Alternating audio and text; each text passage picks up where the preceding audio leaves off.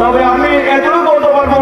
যে সারা জীবন এই গ্রামের কথা মনে রাখবো, আপনাদের আন্তরিকতা